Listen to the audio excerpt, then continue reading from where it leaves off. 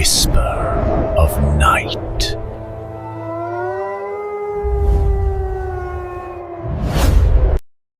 নমস্কার, আমি দীপায়ন, আর আজ হুইসপার অফ দ্য নাইটে একটি সাইকোলজিক্যাল হরর স্টোরি পাঠ করা হবে।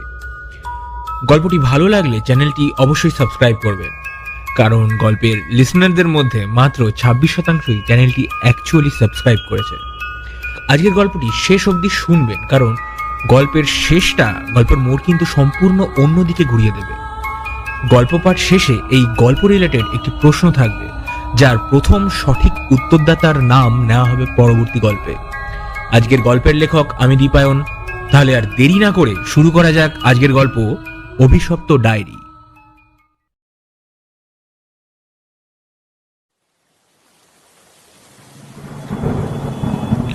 সোমবার সকাল 11টার সময় যদি আকাশ কালো হয়ে থাকে, তখন বোঝাই যায় দিনটা জলে ভাসবে। সত্যি দিনটা ছিল বর্ষার। বাইরে অঝোরে বৃষ্টি হচ্ছে সকাল থেকে। ঘরে আমি একা। কিছু আগেই কৌস্তব চপ এনে দিয়ে গেছে। এই বর্ষায় কিভাবে ও চপ আনলো সেটা ওই জানে।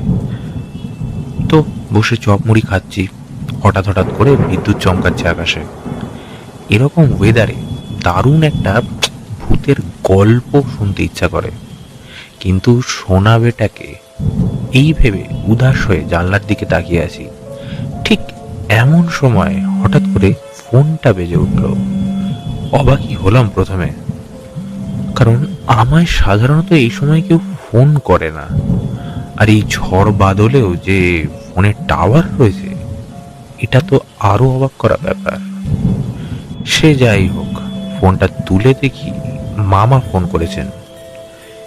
এই সময় মামা তো কখনো ফোন করেন না। সে ভালোই হয়েছে। এখানে বলে রাখি, আমার মামা হচ্ছেন স্কুল টিচার। ছাত্রছাত্রী ঠেঙিয়েই তার দিন চলে। পড়ানোর জন্য তিনি আছেন এখন মুর্শিদাবাদের গ্রামীণ একটা স্কুলে। ছোটবেলায় এই মামার কোলেই বসে কত যে গল্প শুনেছি, কিন্তু আজ যেন এরকম অসময়ে মামার ফোনটা পেয়ে মনটা কিরকম খচখচ করছে। সব ঠিকঠাক আছে তো? যাকে দেখি, ফোনটা ধরে কথাই বলে দেখি কি হলো। হঠাৎ দেখি কি বলে। হ্যালো, বাপি বলছিস? হ্যাঁ মামা, বলো। হঠাৎ এরকম সময় ফোন করলে, কি ব্যাপার? তুমি এরকম সময় কল করো না। স্কুল ছুটি নাকি এখন? এ সময় তো স্কুলে থাকার কথা। থাম তুই, সব পরে বলবো রে। পারলে চট করে একবার পুরুলিয়া চলে যেত, বাকিটা দেখা হলে বলবো খন। আমি রাখি এখন, বুঝলি? আসার সময় সাথে তোর কিছু পুরনো জামা কাপড় নিয়ে আসবি। আমি তোকে ঠিক স্টেশন থেকে পিক আপ করে নেবো। আর রাখলাম, আমার হাতে সময় নেই। যেমন হঠাৎ করেই কলটা এসেছিল, ঠিক সেভাবেই কলটা কেটে গেল। ফোনটা নামিয়ে রেখে হতভম্বের মতো কিছুক্ষণ গালে হাত দিয়ে বসে থাকলাম। কিছুই বুঝলাম না। মুর্শিদাবাদে না থেকে মামা পুরুলিয়াতে কি করছে, এখন আর জানারও উপায় নেই। ফোন তো কেটে গেল, বাট পরে কয়েকবার আমি রিং ব্যাক করার চেষ্টা করেছিলাম, কিন্তু পাইনি আর কলে। যতবার ফোন করার চেষ্টা করেছি, প্রত্যেকবারই অন্য প্রান্ত থেকে উত্তর এসছে, আপনি যে নাম্বারে কল করছেন সেটি ব্যস্ত আছে, দয়া করে কিছুক্ষণ পরে চেষ্টা করুন। অথবা কয়েকবার তো ডাইরেক্ট এটা রং নাম্বার বলেই ফোনটা কেটে গেছে। এখন আমি ভাবছি আমার কি করা উচিত। আমার কথা শুনে বেরিয়ে পড়বো, নাকি যাওয়াটা উচিত হবে না।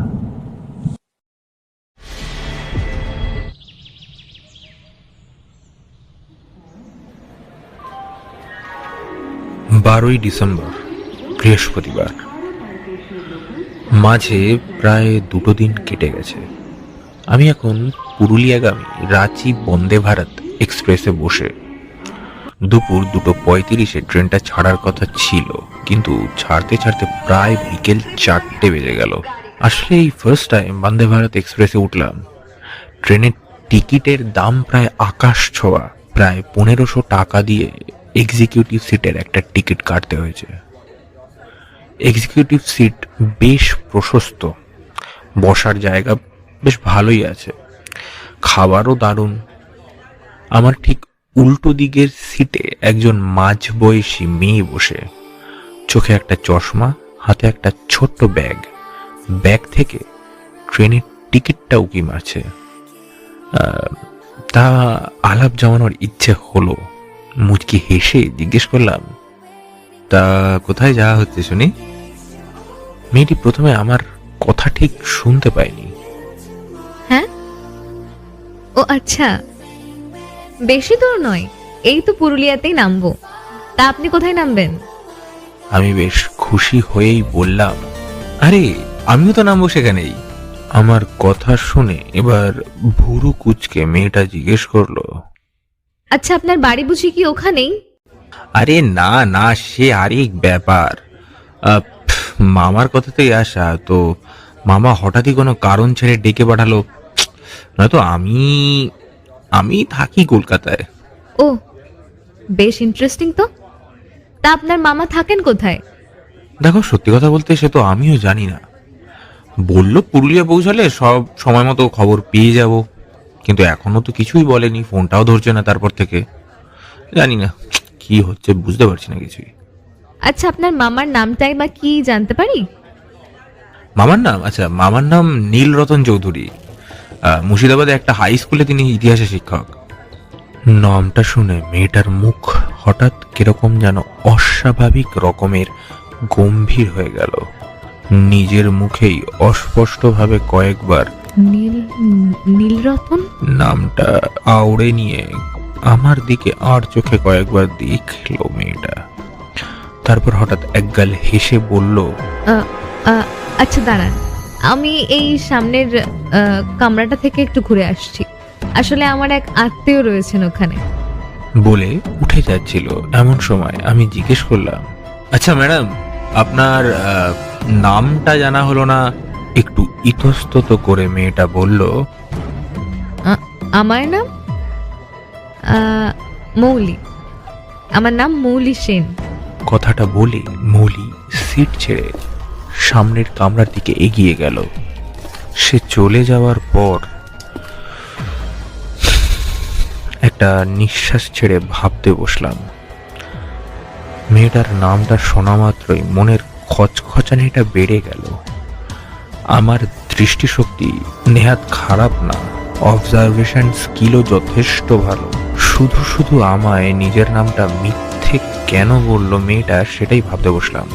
তখন ব্যাগের ফাঁক দিয়ে ট্রেনের টিকিটটা আমি স্পষ্ট দেখেছি। টিকিটে নাম লেখা ছিল শালিনী দত্ত। নামটা যেন খুব চেনা চেনা লাগলো আমার। এর আগে কি কোথাও এই নামটা শুনেছি এই মুহূর্তে মনে পড়ল না। এখন প্রায় সন্ধ্যে 7টা বাজে। সবে পুরুলিয়া স্টেশনে নামলাম এইমাত্র। এই শীতকালে 7টা মানে প্রায় রাত। চারিদিকে বেশ অন্ধকার, প্ল্যাটফর্মটাও একদম ফাঁকা। শুধু দূরে টিকিট কাউন্টারের দিক থেকে একটু হালকা আলো ভেসে আসছে। সে তো না হয় বুঝলাম, অন্ধকার তাও মেনে নেওয়া যায়, কিন্তু মামা কোথায়? এই আলো অন্ধকার মেশানো প্ল্যাটফর্মে আমি এই মুহূর্তে একদম একা বোধ করছি। মামার তো আসার কথা ছিল। মামা বলেছিলেন না যে আমার জন্য দাঁড়িয়ে থাকবেন প্ল্যাটফর্মে? কিন্তু মামা কোথায়? কেউ কোথাও নেই। আর সেই মেয়েটা, 1 মিনিট, সেই মেয়েটাও তো বলেছিল না যে সে পুরুলিয়া নামছে? তাহলে তো তার এই স্টেশনেই নামার কথা। সে কোথায় নামলো? কই, তাকে তো দেখলাম না। এখানে তো আমি ছাড়া আর কেউই নেই। এই অন্ধকারের মধ্যে কোথায় মিলিয়ে গেল মেয়েটা? মামাকে না দেখতে পেয়ে বড্ড দুশ্চিন্তায় পড়লাম। পকেট থেকে ফোনটা বের করে আবার সেই নাম্বারটায় কল করলাম আরেকবার, কিন্তু এখনো সেই সেম রেসপন্স। কল করলে এখনো রং নাম্বারে কল করেছি বলছে। কিন্তু এরকম চলতে থাকলে আমার তো খুব চাপের ব্যাপার। এরকম ভর সন্ধ্যাবেলা, চারিদিকে অন্ধকার, আমি একটা অচেনা প্ল্যাটফর্মে একা দাঁড়িয়ে আছি। এরকম তো কথা ছিল না মামার সাথে।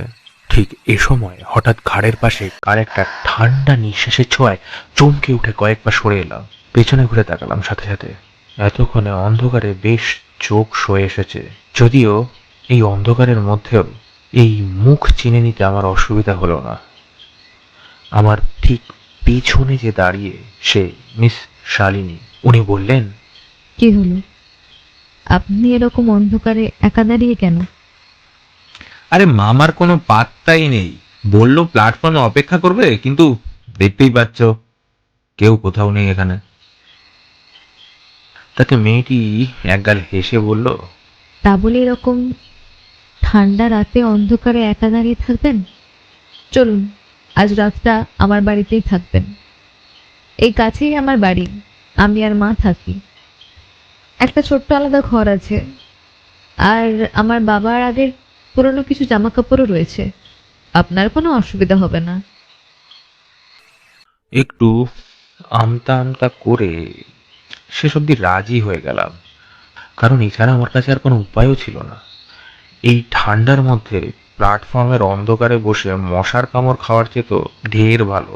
তবে তার ওই মিথ্যে পরিচয়ের জন্য মনে একটু সন্দেহ হচ্ছিল। কোনো কারণ ছাড়া কেউ আমায় কেন নিজের পরিচয় মিথ্যে দেবে? কথায় কথায় জানতে পারলাম মেয়েটার বাড়ি পুরুলিয়ার সানাইজুড়ি গ্রামে। সামনেই একটা টোটো দাঁড়িয়েছিল। হাঁক দিয়ে জিজ্ঞেস করলাম সানাইজুড়ি যাবে কিনা। টোটো ড্রাইভার প্রথমে আমার দিকে একবার একটু তাকালো, তারপর রাজি হয়ে গেল। জিজ্ঞেস করলাম ভাড়া কত, তাতে সে জানালো সানাইজুড়ি অব্দি পার হেড প্রত্যেকের 50 টাকা করে পড়ে। অগত্যা কিছু করার নেই, রাজি হয়ে গেল।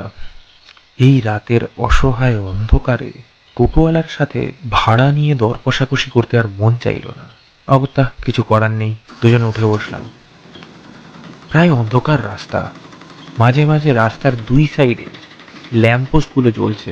কিছুক্ষণ পরে টোটোর চাকার সাথে রাস্তার আওয়াজ শুনে বুঝতে পারলাম টোটো পাকা রাস্তা ছেড়ে এবার কাঁচা রাস্তায় নেমে এসেছে। শালিনীর বাড়ি কি তাহলে একেবারে গ্রামের দিকে হতে পারে? এক ঝলক আর চোখে শালিনীর দিকে তাকালাম। ভারী মিষ্টি মুখটা, অন্ধকারের মধ্যেও বেশ সুন্দর লাগছে কিন্তু দেখতে। নিজের মনেই একটা মিষ্টি আশঙ্কার কথা ভেবে গালটা কিরকম গরম হয়ে উঠল।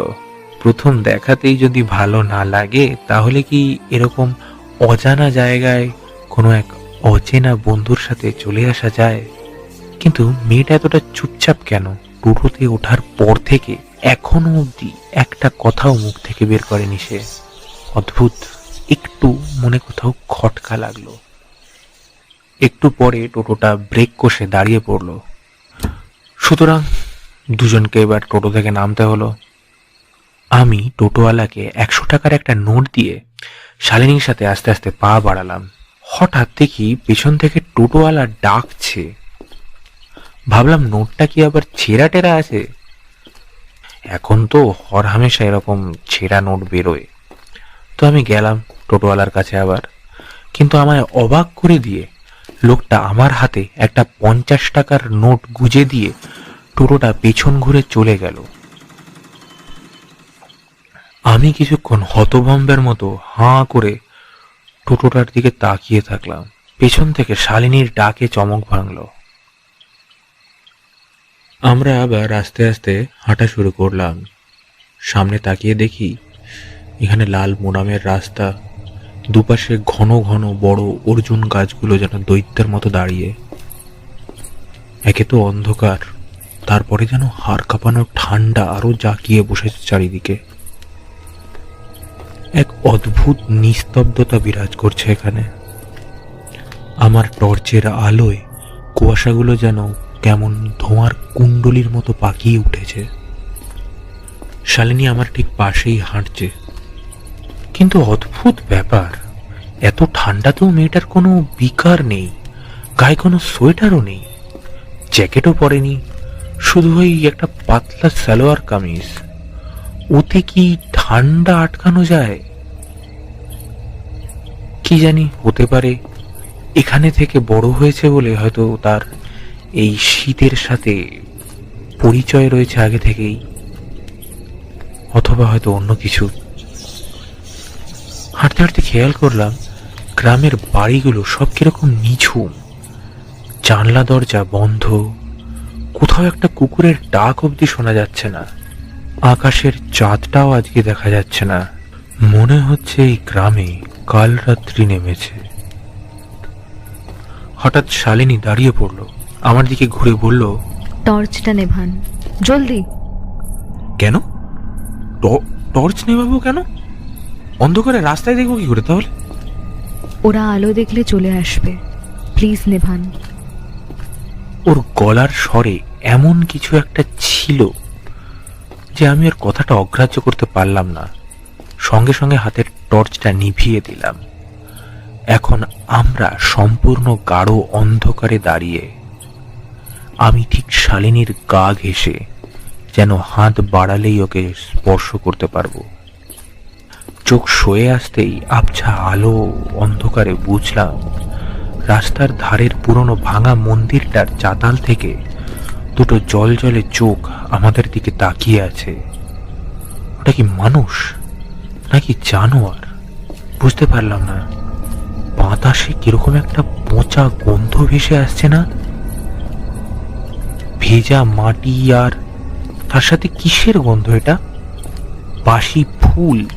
কাছে পিঠে কি কোথাও কোনো শ্মশান আছে নাকি? এরকম বোটকা গন্ধ বেরোচ্ছে। হঠাৎই শালিনী আমার হাতটা খামচে ধরলো। আমি চমকে উঠলাম। ওর হাতটা বরফের মতো শীতল। মেয়েটা ফিসফিস করে বলল, ডান দিকের পুকুর পাড় দিয়ে চলুন, ওই রাস্তাটা নিরাপদ নয়। আমিও মন্ত্রমুগ্ধের মতো মেইন রাস্তা ছেড়ে ঝোপঝাড়ের ভিতর দিয়ে এগোতে লাগলাম শালিনীর সাথে। আমার মনে হতে লাগলো অন্ধকারের ভিতর থেকে যেন হাজারটা চোখ আমাদের দেখছে, আর ঠিক আমার ঘাড়ের কাছে কেউ যেন নিঃশ্বাস ফেলছে। কিন্তু যখনই পিছনে তাকাই কেউ কোথাও নেই, শুধু অন্ধকার।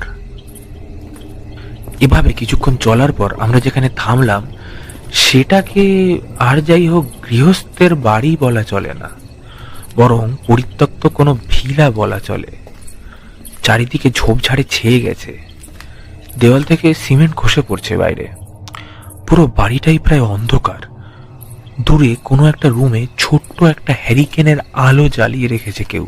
আমি অবাক হয়ে চারিদিকে ঘুরে আশপাশটা দেখতে থাকলাম। বাড়িটা অদ্ভুতভাবে বাইরের সমস্ত জনবসতি থেকে আলাদা হয়ে আছে। এসব দেখতে দেখতে আমার যেন একটু গা ছমছম করছিল। আমি শালিনীকে কোনো কিছু একটা কথা বলার জন্য পাশে ঘুরে তাকিয়ে দেখি শালিনী সেখানে নেই। কোথায় গেল মেয়েটা? এই অন্ধকারে এরকম একটা বাড়ির সামনে দাঁড় করিয়ে কোথায় গেল সে? অস্থির চোখে সামনের দিকে তাকিয়েই চমকে উঠলাম। ভয়ে গায়ের লোম খাড়া হয়ে গেল।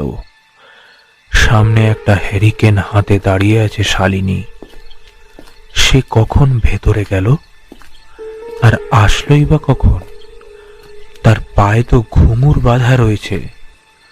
সারা রাস্তায় আসার সময় তার শব্দ পেয়েছি, কিন্তু কই কোনো শব্দ শুনলাম না তো এখন। শীতল অথচ ভারী গলায় শালিনী বলল, কি হলো, বাইরেই দাঁড়িয়ে থাকবেন? ভেতরে আসুন, নয়তো বৃষ্টিতে ভিজে যাবেন। চমকে উঠে লক্ষ্য করলাম হঠাৎই টিপ টিপ করে বৃষ্টি পড়া শুরু হয়েছে। এই শীতের সময় বৃষ্টি সচরাচর তো দেখা যায় না, তাও পুরুলিয়ার মতো জায়গায়। একটু ভয় হতে লাগলো। এক পা করে এগিয়ে গেলাম ভেতরের দিকে। দরজাটা পেরোতেই একটা অদ্ভুত ভ্যাপসা গন্ধ নাকে এলো। বহুদিন ঘর বন্ধ থাকলে যেরকম হয়, চামচিকের মল, ধূপের পোড়া গন্ধ এই বাতাসে মিশে রয়েছে। বাইরের ঝড় বৃষ্টির শব্দ কিন্তু এখানে আর পৌঁছচ্ছে না। বাড়ির ভেতরটা অস্বাভাবিক রকমের শান্ত। তবে একটা জিনিস দেখে একটু স্বস্তি পেলাম, বাইরে থেকে বাড়িটাকে দেখে যতটা পরিত্যক্ত মনে হচ্ছিল, ভেতর থেকে কিন্তু বাড়িটার অবস্থা ততটাও খারাপ না। দেয়ালগুলো বেশ ঠিকঠাক। দেখলে বোঝা যায় রেগুলার এর কেউ পরিচর্যা করে। এত পরিষ্কার পরিচ্ছন্ন মেঝে, দেয়ালগুলোতেও কোথাও কোনো ঝুল নেই। কিন্তু বাতাসটা বড্ড ভ্যাপসা, বড্ড দুর্গন্ধ মিশে রয়েছে। নিঃশ্বাস নেওয়াই প্রায় দায় হয়ে যায়। শালিনী হ্যারিকেনটা হাতে নিয়ে আমার সামনে চলেছে। হ্যারিকেনের হালকা আলোয় দেয়ালগুলোতে অদ্ভুত সব ছায়ার তৈরি হয়েছে।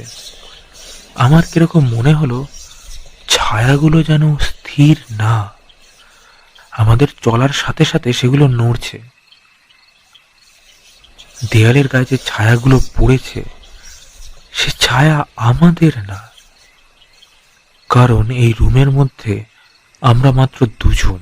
কিন্তু দেয়ালের যদি আমি ছায়া গুনি তাহলে ওখানে আমায় বাদ দিলেও আরো 3 জন রয়েছে, আরো 3টে ছায়া। ছায়াগুলো যেন নিজেদের মধ্যেই কিরকম ফিসফাস আওয়াজ করছে।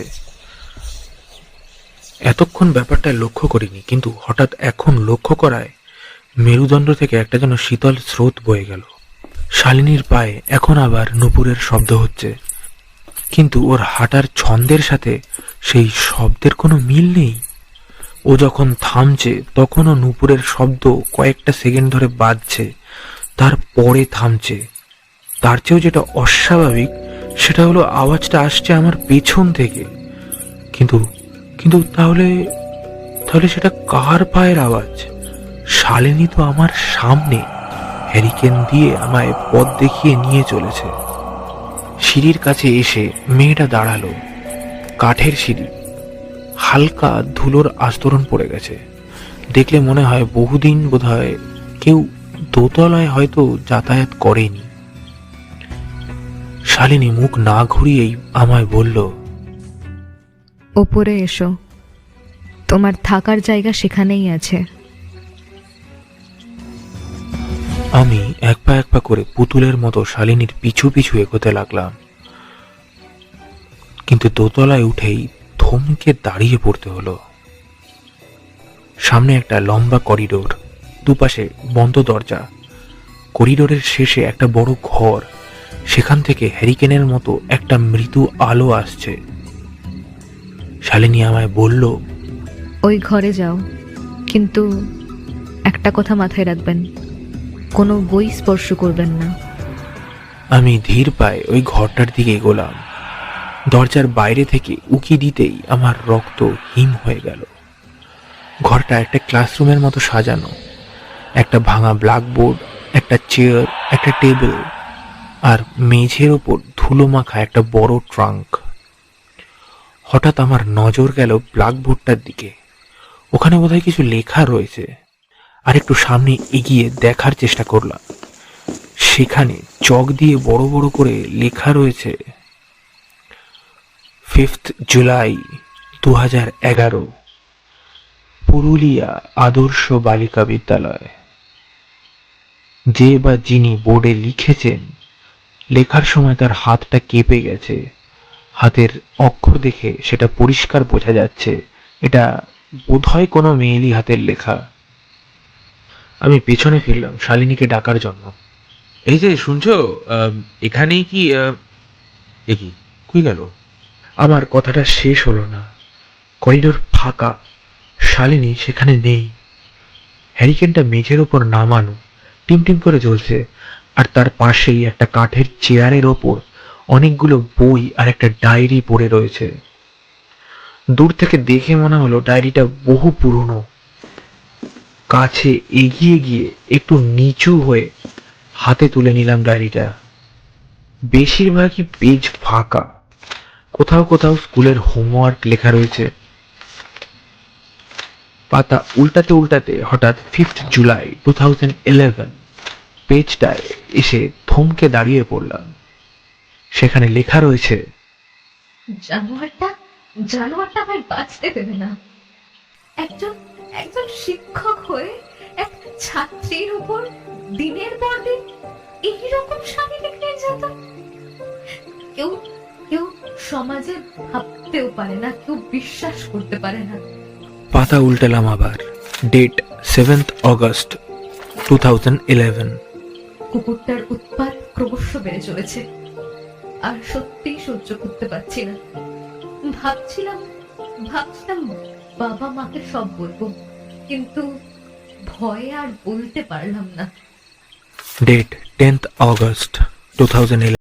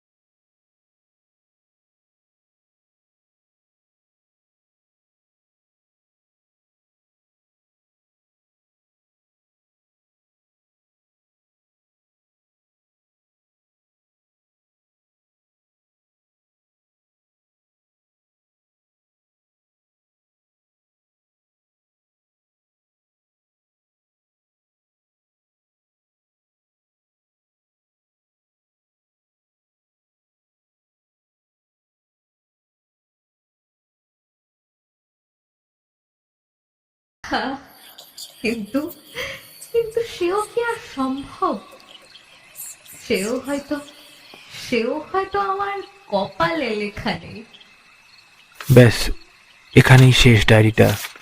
পড়তে পড়তে কখন মুখটা ফ্যাকাশে হয়ে গেছে, পা ঠান্ডা হয়ে গেছে, চোখের কোণে হয়তো হালকা জলও চলে এসছে। ডায়েরিটা টেবিলে রেখে পেছনে ঘুরতেই চমকে উঠলাম।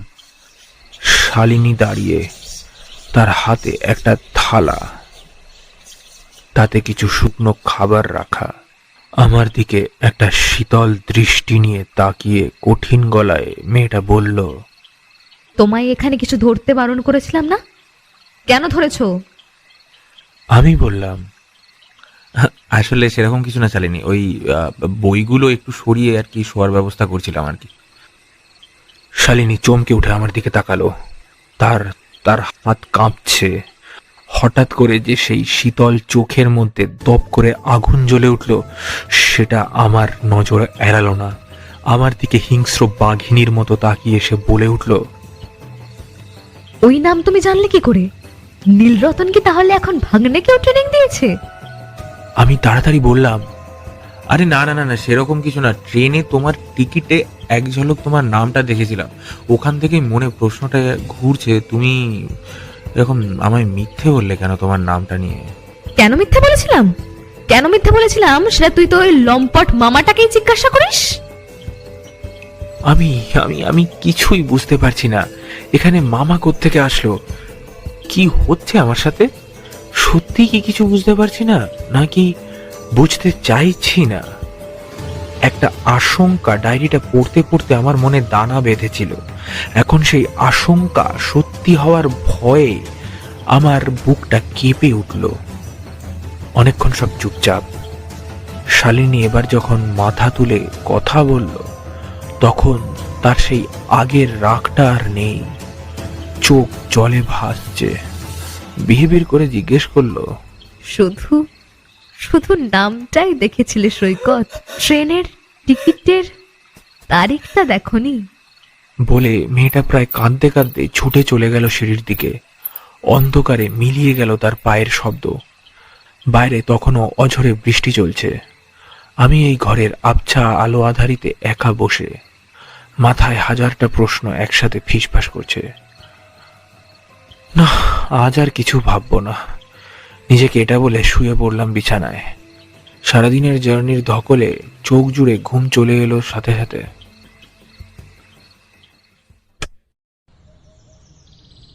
কতক্ষণ ঘুমিয়েছিলাম তার ঠিক নেই। দূরে মন্দিরের ঘন্টার আওয়াজে পরদিন চোখ খুলতেই গত রাতের ঘটনাগুলো ধাক্কাধাক্কি করে একসাথে মাথায় জড়ো হলো। কিন্তু সে ব্যাপারে কিছু ভাবার আগেই সামনে তাকিয়ে চোখ বড় বড় হয়ে গেল, বুকটা ধক করে উঠল। কোথায় শালিনী, আর কোথায় দুতলা বাড়ি? কোথায় শুয়ে আছি আমি? গোটা বাড়িটাই ভাঙা, দেওয়ালে শ্যাওলা জমে, পুরো ঘরে ভ্যাপসা গন্ধ, ছাদের বেশিরভাগ জায়গায় ভাঙা, সেখান থেকে সূর্যের আলো ঢুকছে। তাড়াতাড়ি বিছানা ছেড়ে উঠে পড়লাম। বিছানা? কোথায় বা বিছানা? ইটের তৈরি একটা ভাঙা মাচার উপর শুয়ে কাটিয়েছি আমি সারা রাত এই ঠান্ডায়। না না না না না না, এখানে আর কিছুতেই থাকা যাবে না। বেরিয়ে যাব বলে উঠে জুতোতে পা গলাতে যাব, ঠিক এমন সময় চোখ গেল ভাঙা টেবিলটার দিকে। সেখানে একটা প্রায় ছেঁড়া ডায়েরি রয়েছে। কাল রাতের সেই ডায়েরিটা, শুধু দেখে আরো পুরনো লাগছে। আগেই পড়েছি এটা, খালি এখন একটা পার্থক্য লক্ষ্য করলাম। ডায়েরিটার ফার্স্ট পাতাটা মোড়ানো রয়েছে এখন। সেটা খুললাম, সেখানে লেখা, টু শালিনী ফ্রম নীল রতন চৌধুরী। আর কিছুই বুঝতে বাকি রইল না। ডায়েরিটা এবার হাতে তুলে নিলাম। ডায়েরিটার ঠিক নিচে একটা বহু পুরনো ট্রেনের টিকিট আর একটা ছেঁড়া চিরকুট রাখা ছিল। টিকিটটায় নাম লেখা শালিনী দত্ত। তারিখ 1 নভেম্বর 2011। পুরুলিয়া টু কলকাতা ট্রেনের টিকিট কাটা হয়েছে। আর পাশের ছোট্ট চিরকুটটায় কাঁপা কাঁপা হাতে লেখা রয়েছে, সৈকত, পারলে পারলে তুমি আমার প্রতিশোধ নিও। এই যে এই ডায়েরিটা পুলিশকে দিও।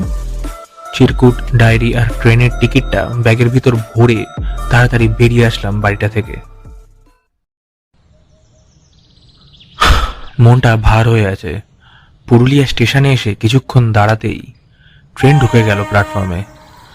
ফেরার পথে হট করেই দেখি ফোনে এখন একটা মেসেজ ঢুকছে, dear customer, you have 75 missed call from this number. নাম্বারটা চেক করলাম। নাম্বারটা আর কারুর না, আমার মায়ের নাম্বার। সাথে সাথে কল ব্যাক করলাম। এখন কিন্তু ফোনে টাওয়ার রয়েছে। কলটা লেগেও গেল। ওদিক থেকে ঝড়ের মতো প্রশ্নের বান আসা শুরু হলো। গত রাত থেকে আমি কোথায়, আমার নাম্বার কেন আনট্রেসেবল ছিল, সেগুলো জিজ্ঞেস করলো। আরো বলল মামা নাকি আমায় ফোনে না পেয়ে দুশ্চিন্তায় নিজেই আমাদের বাড়িতে চলে গেছে। কোনো বিপদ হলো কিনা আমার, সেটা জানার জন্য, বা আমি আদৌ বাড়ি থেকে বেরিয়েছে কিনা সেটা দেখার জন্য। শুনে একটু অবাক হলাম। মামাই তো আমায় বলেছিল এখানে আসার জন্য, তাহলে আজকে? মাকে কোনো রকম বুঝিয়ে বললাম যে আমি আজই ডাইরেক্ট বাড়িতে ঢুকছি, হোস্টেলে আর ফিরবো না। মাকে আরো বললাম মামাকে যেন আজ যেতে না দেয়, আজ যেন মামা আমাদের বাড়িতে রাতটা থেকে যায়, মামার সাথে আমার বিশেষ কিছু জরুরি কথা রয়েছে বলে ফোনটা রেখে দিলাম। আমি জলটা শক্ত করলাম। মনে মনে নিজেকে প্রস্তুত করছিলাম, শালিনীকে বিচার আমি দিয়েই ছাড়বো। জানি হয়তো আর আমাদের কোনোদিনই দেখা হবে না, কিন্তু তবুও মনের একটা টুইস্টেড অন্ধকার কোণে যেন শালিনীর প্রতি আমার ভালো লাগাটা মিশে রয়েছে। সেটাকে তো আমি আর অস্বীকার করতে পারি না। দুপুর 12টা নাগাদ ট্রেন পৌঁছালো হাওড়া স্টেশন। সেখান থেকে আরো প্রায় 30 মিনিটের রাস্তা। বাড়ি ঢুকতে ঢুকতে প্রায় দুপুর 1টা বেজে গেল। কোথায় ছিলাম, কি করতে অত দূর একা গেছিলাম, কোথায় সারা রাত ছিলাম আমি, কে বলেছিল আমায় যেতে, এই সমস্ত একের পর এক প্রশ্ন ধেয়ে আসতে লাগলো। প্রশ্ন বাণে যখন জর্জরিত হয়ে হিমশিম খাচ্ছি, বাবা তখন এসে আমায় উদ্ধার করলো। উফ, অবশেষে হাঁপ ছেড়ে বাঁচলাম। স্নান করে খেতে বসলাম। বেশি কিছু না, ভাত, ডাল, শুক্তো, মোচার ঘন্ট আর ওই কচ্ছপের মাংস। শেষের পদটা মামার খুব প্রিয়। আমরা এখানে এখন খুব একটা কচ্ছপের মাংস পাই না কিনতে, কিন্তু কিন্তু মামা যখনই আমাদের বাড়িতে আসে কোথা থেকে নিজেই জোগাড় করে নিয়ে আসে কে জানে। মামার নাকি চেনা জানা অনেকে রয়েছে। খিদের জ্বালায় বাকিদের জন্য অপেক্ষা করার মতো পরিস্থিতি আর ছিল না আমার। একাই খেতে বসে গেলাম। খেতে খেতে মাকে একবার জিজ্ঞেস করলাম, আচ্ছা মামা কোথায় মা? তাতে মা জানালো মামা নাকি আমার জন্য অপেক্ষা করতে করতে নিজের ঘরে শুয়ে পড়েছে। চুপ করে শুনলাম, মাকে আর কিছু বললাম না। মার যথেষ্ট বয়স হয়েছে, তাছাড়া মা মামাকে যথেষ্ট ভালোবাসে। সুতরাং এই সময় এই সমস্ত কিছু মার না জানলেও চলবে। ভাবলাম খাওয়া দাওয়া করে হাত মুখ ধুয়ে চুপচাপ গিয়ে নিজের বিছানায় শুয়ে পড়ব। শরীর আর মনের পরিস্থিতিটা এই মুহূর্তে একটু সুস্থ করা প্রয়োজন। নিজেরও এই ধকল থেকে একটু ধাতস্থ হতে সময় লাগবে। বিছানায় শুয়ে পড়ার সাথে সাথেই চোখ দুটো যেন ক্লান্তিতে বন্ধ হয়ে আসলো। আহ, কি আরাম, সত্যি খুব আরাম। মনে হলো কতদিন একটু ভালো করে ঘুমাই না। সাথে সাথে ঘুম চলে আসলো। কতক্ষণ ঘুমিয়েছি তার খেয়াল নেই। ঘুম যখন ভাঙলো তখন সূর্য প্রায় অস্ত যাবে যাবে করছে। পুরনো অভ্যাস মতো ছাদে উঠে গেলাম হাওয়া খেতে। প্রথমে খেয়াল করিনি, পরে হঠাৎ ঘাড় ঘোরাতেই চোখে পড়ল বাড়ির একদম পশ্চিম কোণে একজন মাঝবয়সী ভদ্রলোক গায়ে একটা শালের চাদর চাপিয়ে শুকনো পাতায় আগুন ধরিয়েছে। সিঁড়ি দিয়ে নেমে যাওয়ার আগে একবার নিজের রুমে ঢুকে কয়েকটা জিনিস হাতে নিয়ে নিলাম। পেছনের দরজা খোলাই ছিল।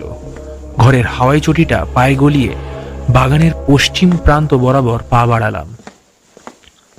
মামা আগুন জ্বালিয়ে ঠিক সেটার দিকে মুখ করে হাঁটু ভাঁজ করে বসে আছে। আমি এক পা করে সেদিকে এগিয়ে গেলাম। মামা এখন আমার 20 হাতের মধ্যে, আমার দিকে পেছন করে বসা। সাইডে পড়ে থাকা লোহার রডটা হাতে তুলে নিলাম। মনটা শক্ত করে এক পা করে এগিয়ে গেলাম। চারিদিক একদম চুপচাপ। দূরে কয়েকটা কাকের ডাকার আওয়াজ আসছে। এখন আমি ঠিক মামার এক হাত পেছনে, লাঠিটা হাতে শক্ত করে চেপে ধরলাম। পরের বার হাওয়াই স্যান্ডেলটা না পরে খালি পায়ে আসবি কাদা। এতদিনে কি কিছুই শেখাতে পারলাম না? আমি কিছুক্ষণ চুপ করে থেকে হাসতে হাসতে বললাম,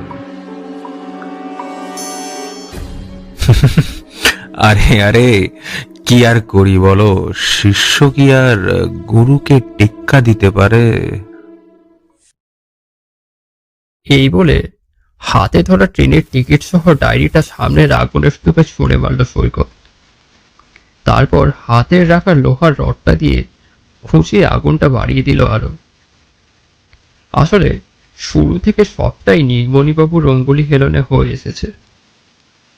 পুরুলিয়া যাওয়া থেকে শুরু করে ট্রেনে দেখা হওয়া পর্যন্ত। 2011 সালে নীলমণিবাবু পুরুলিয়া আদর্শ বালিকা বিদ্যালয়ের ইতিহাসের শিক্ষক হিসেবে চাকরিতে যোগ দেন। অসম্ভব জ্ঞান মানুষটার। তার চরিত্রের মধ্যে এমন এক বিশেষত্ব আছে যার জন্য মানুষ তার কথা আজ অব্দি অগ্রাহ্য করতে পারেনি। তবে তার জীবনের সবচেয়ে বড় দাগ, সবচেয়ে বড় দুর্বলতা হলো নারীর প্রতি অতিরিক্ত আসক্তি। এর জন্য বহুবার তাকে বহু বিপদে পড়তে হয়েছে। পুরুলিয়ায় থাকাকালীন একটা ক্লাস 9-10 মেয়েকে তার খুব ভালো লাগে। তার পাপী মনে নিষ্পাপ ফুলের মতো একটা মেয়েকে ভোগের বাসনা জাগে। এই নিয়ে জল অনেক দূর গড়ায়। মেয়েটার পুরো পরিবার আত্মহত্যা করে, কিন্তু মেয়েটা মরতে গিয়েও মরতে পারে না। শেষ মুহূর্তে নিজেকে বাঁচানোর উদ্দেশ্যে নিজের জীবন আবার শুরু করার জন্য পুরুলিয়া থেকে কলকাতায় চলে আসতে চাইছে তার মাসির কাছে। কিন্তু ভাগ্যের পরিহাস, জীবন তাকে সে সুযোগ দেয়নি। মেয়েটা যে ট্রেনে ফিরছিল সেটা দুর্ভাগ্যক্রমে লাইনচ্যুত হওয়ায় প্রায় 100 জনের ওপর সাথে সাথেই মারা যায়। মেয়েটিও সেই 100 জনের একজন। সুতরাং এই মেয়ের গল্পটা এখানেই শেষ হয়ে যায়। এটলিস্ট নীলমণিবাবু তো তাই মনে করেন। কিন্তু বিগত বেশ কিছুদিন ধরে তার সাথে কিছু সুপার ন্যাচারাল ঘটনা পরপর ঘটতে থাকে। তার কাছে উড়ো চিঠি, SMS, অদ্ভুত সব কলস আসা শুরু হয়। অসম্ভব বুদ্ধিমান হওয়ার সাথে সাথে ইতিহাসের শিক্ষক ছিলেন। তিনি মোটামুটি অনুমান করতে পারেন কি হচ্ছে তার সাথে। এও আন্দাজ করতে পারেন সামনেই তার সাথে খুব খারাপ কিছু হতে চলেছে। তাই প্রথমে নিজেই যান পুরুলিয়া, গিয়ে সব নিজে খতিয়ে দেখে আসেন দিন থাকতে থাকতে। কিন্তু নিজে কিছুতেই বাড়িটায় ঢুকতে পারেননি তিনি। কোনো অপার্থিব অদৃশ্য শক্তি যেন এখনো পাহাড়ে দিয়ে চলেছে সেটাকে। তার অনুমান সঠিক বুঝতে পেরেই তার ভাগ্নেকে খবর দেন। তার ভাগ্নেও তারই প্রকৃতির। ছোট থেকেই মামার কোলে পিঠে মানুষ। মামাই তাকে হাতে ধরে সবকিছু শিখিয়েছে। হ্যাঁ, মামার মতো সৈকতেরও দুর্বলতা হলো নারী। তবে নীলমণিবাবুর মতো অত বড় লম্পটও এখনো হয়ে ওঠেনি সে। এর ফাঁকেই সৈকতের মা গরম চা দিয়ে গেল। ডায়েরিটাকে আগুনে পুড়তে দেখে বেশ তৃপ্তি করে চায়ের কাপে চুমুক দিল দুজনে। চিন্তা করো না, শালিনীর আত্মা এবার চিরতরে মুক্তি পাবে। তাহলে কেমন লাগলো আজকের গল্প? আশা করছি ভালো লেগেছে। যদি ভালো লেগে থাকে তাহলে গল্পটি লাইক করুন, কমেন্টে জানান আপনার মতামত। আর এরকম আরো গল্পের জন্য চ্যানেলটি সাবস্ক্রাইব করতে ভুলবেন না। আচ্ছা, এবার আজকের গল্পের প্রশ্ন হলো, শালিনীর যে ট্রেনের টিকিটটা সৈকত সকালবেলা ডায়েরির নিচে খুঁজে পায় সেটায় কত তারিখের উল্লেখ ছিল? উত্তরটা লিখে জানান কমেন্ট সেকশনে। আর আজকে গল্পের প্রথম কথক, মুখ্য চরিত্র এবং মামার চরিত্রে আমি দীপায়ন, গল্পের দ্বিতীয় কথকের চরিত্রে দেবব্রত, আর গল্পের অন্যতম মুখ্য চরিত্র শালিনীর ভূমিকায় ঋদ্ধি। তাহলে আবার দেখা হচ্ছে পরবর্তী গল্পে।